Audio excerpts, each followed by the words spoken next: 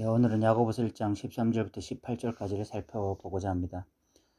제가 처음 예수님을 만나고 난 다음에 이 성경을 읽어갈 때 저를 제일 힘들게 했던 본문 중에 하나가 야고보서 1장이었습니다.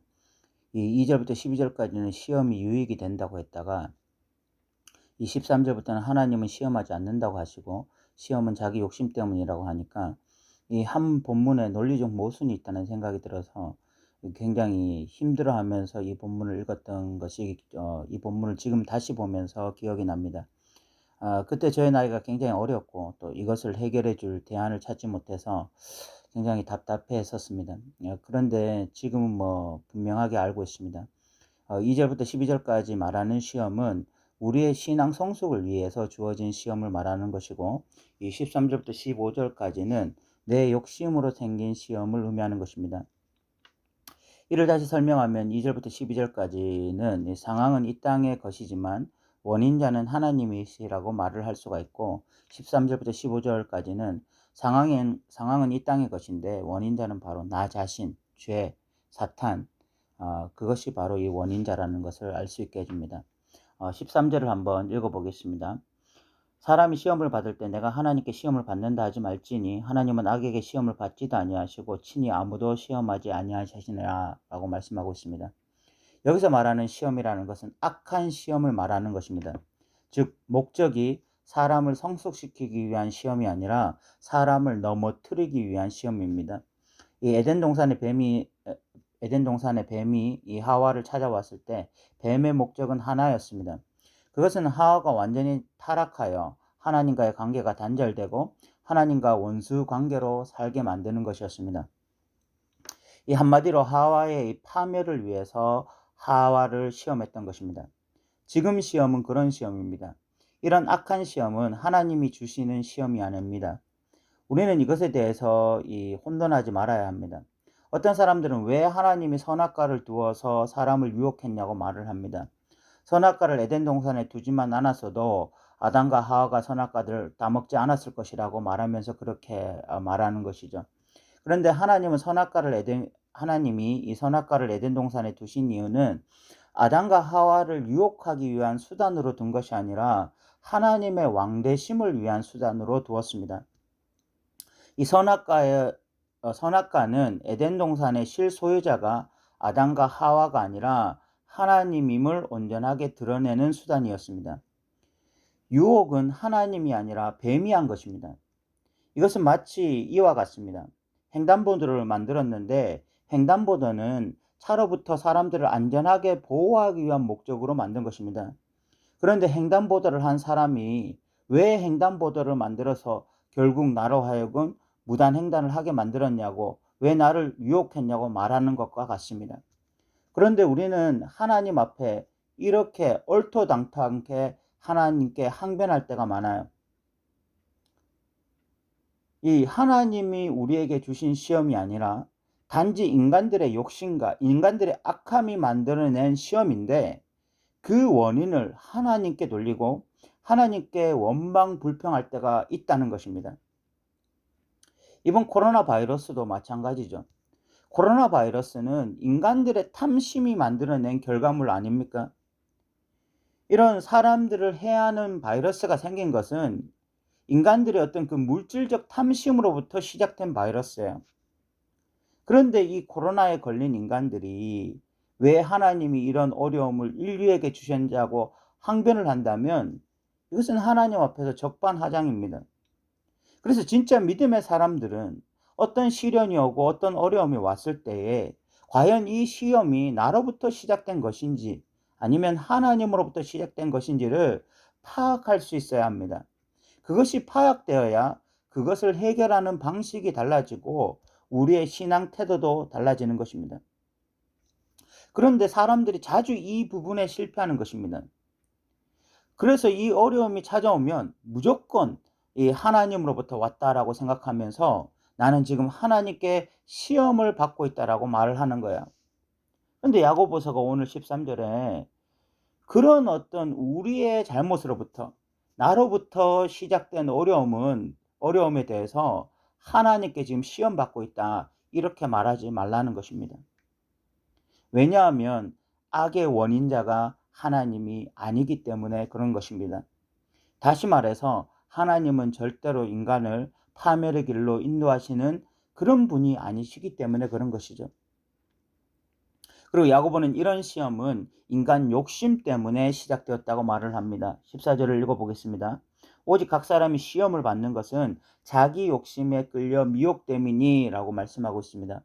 여기 욕심에 이끌려 미혹된다라는 말은 야고보가 이 낚시를 연상하면서 한 말로 보입니다. 우리가 낚시에 이 미끼를 끼워 물에 던지면 고기가 그 미끼를 무는 순간 고기는 파멸의 길로 가는 것이죠. 마찬가지로 이 사탄이 주는 악한 시험에 우리의 욕심이 그것이 미끼인 줄을 모르고 덥석 물어버리는 것입니다. 이것의 주 원인자는 사탄이고 그 사탄의 미끼를 덥석 물어버리는 것은 우리 자신의 탐심입니다. 예를 들어 아브라함은 이 그랄왕 아비멜렉 앞에서 자신의 아내를 루이라고 속였습니다. 아브라함이 아내를 루이라고 속인 이유는 안전에 대한 욕심이 있었기 때문입니다. 그 안전에 대한 욕심에 눈이 멀어서 아내를 루이라고 속이는 시험에 빠진 것이죠. 이것은 하나님이 주 원인자가 아니라 아브라함이 안전에 대한 욕심, 그 욕심으로 거짓말을 한 것입니다. 야곱은 아버지 이삭을 속이고 복을 가로챘습니다. 야곱이 이렇게 아버지를 속이지 않았어도 하나님은 태어나기 전부터 야곱에게 축복을 할 것을 약속하셨어요. 그런데 야곱은 소유욕이 지나치게 강한 사람이었습니다. 그래서 그 소유욕으로 인해서 스스로 시험에 빠진 것입니다. 다윗은 우리아의 아내 밧세바가 목욕하는 장면을 보고는 성욕에 빠졌습니다. 그래서 강제로 남의 아내를 겁탈했습니다. 그리고 난 이후 이 밧세바의 임신 사실을 숨기기 위해서 전쟁 중인 우리아를 전쟁터에서 부르기도 하고 우리아가 동침을 하지 않자 우리아를 전쟁에 가장 선봉에 세워서 그를 죽이기도 했습니다. 이런 상황을 초래한 것은 하나님이 아니라 다윗이 가진 성욕 때문이었습니다. 아나니아와 삽비라는 성령 충만을 경험했던 사람들이었습니다. 그래서 자신들의 땅을 하나님께 드리기로 약속했습니다. 그런데 재물욕에 빠져서 하나님께 거짓말을 하고 결국 둘 다 그 자리에서 죽임을 당하게 됩니다.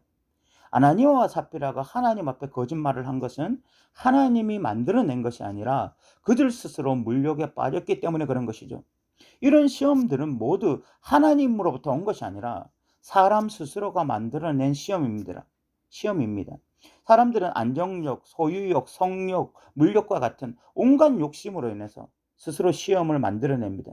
그리고 스스로 고통을 당하는 거예요. 이것은 하나님 때문이 아니라 본인 스스로가 초래한 시험들입니다. 야고보는 이런 시험, 스스로 만들어낸 시험의 결과물에 대해서 이렇게 말씀합니다. 15절을 읽어보겠습니다. 욕심이 잉태한 즉 죄를 낳고 죄가 장성한 즉 사망을 낳느니라. 이런 시험은 죄를 낳고 그 죄의 결과로 사망이라고 말을 하고 있습니다. 아담과 하와가 선악과를 따먹음으로 죄를 낳았습니다. 그 결과물은 사망이었습니다. 그런데 그런 선악과를 따먹은 원인자를 하나님으로 돌리는 것은 더 큰 악입니다. 그것은 진짜 멸망의 길로 가는 것입니다. 아브라함이 아내를 루이라고 속이고 다윗이 남의 아내를 겁탈하고도 뻔뻔하게 내가 이렇게 넘어진 것은 하나님 탓이라고 말을 한다면 그것은 필경 멸망의 길로 들어선 것이죠. 그때는 원인을 하나님께로 돌리는 것이 아니라 하나님께 진심으로 회개하고 자신의 잘못을 돌이켜야 소망이 있는 거야. 그래서 16절에 야고보는 이렇게 말을 합니다. 내 사랑하는 형제들아 속지 말라. 사탄은 우리가 죄를 범하고 나면 그 다음부터 하나님에 대한 왜곡된 시선을 만들게 만들어요. 모든 인생의 어려운 고통을 다 하나님이 주신 것으로 생각하게 만들고 하나님이 마치 우리의 인생을 파멸의 길로 이끄시는 것처럼 생각하게 만드는 것입니다. 그래서 하나님을 찬양하는 인생으로 살게 만드는 것이 아니라 하나님에 대한 원망 불평으로 살게 만드는 것입니다. 그런데 인생을 파멸의 길로 인도하는 것은 하나님이 아니라 인간의 죄의 욕심입니다. 그래서 우리는 속으면 안 돼요. 사탄이 주는 미끼들을 덥석덥석 물어버리면 안 되는 것입니다. 그래서 하나님이 주시지도 않는 시험에 대해서 하나님을 향해서 원망 불평하며 시간을 허비하는 것이 아니라 나의 욕심과 죄를 기억하며 회개의 자리로 가야 하는 것입니다.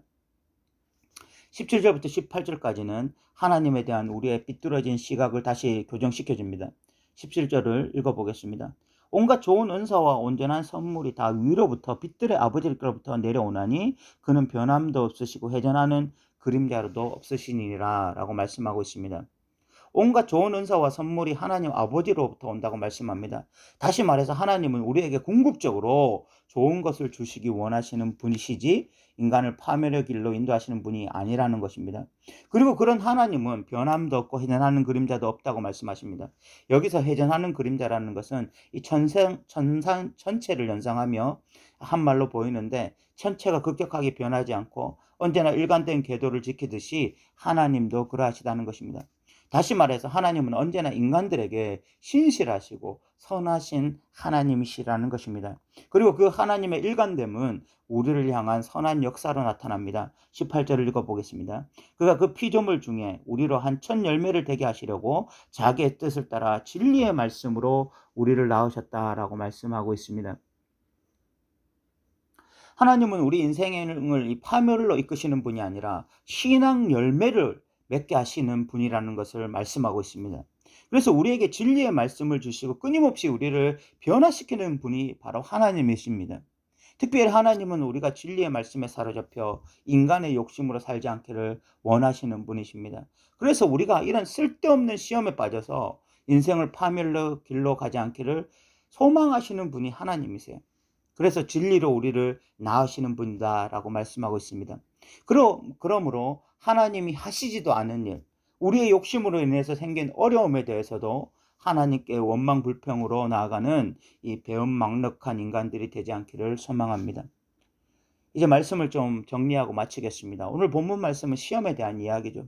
이 시험은 인내로 견뎌내야 하는 시험이 아니라 빨리 회개하고 돌이켜야 하는 시험입니다. 왜냐하면 우리의 악함으로, 우리의 욕심으로 생긴 시험이기 때문에 그렇습니다. 그런데 인간이 얼마나 악한지, 인간이 만들어낸 시험조차 하나님 탓으로 돌리고 하나님께 원망불평하는 어리석은 행동을 할 때가 있습니다. 우리는 이런 악한 죄에 빠지지 않기를 바랍니다. 또한 우리의 신앙이 유익을 위한 시험인지 우리를 넘어뜨리고자 하는 시험인지를 잘 분별하여 우리 신앙 유익을 위한 시험이라면 인내로 이기고, 우리를 넘어뜨리는 시험은 회개함으로 빨리 그 시험에서 벗어나는 저와 여러분 되시기 바랍니다. 오늘도 들어주셔서 감사합니다.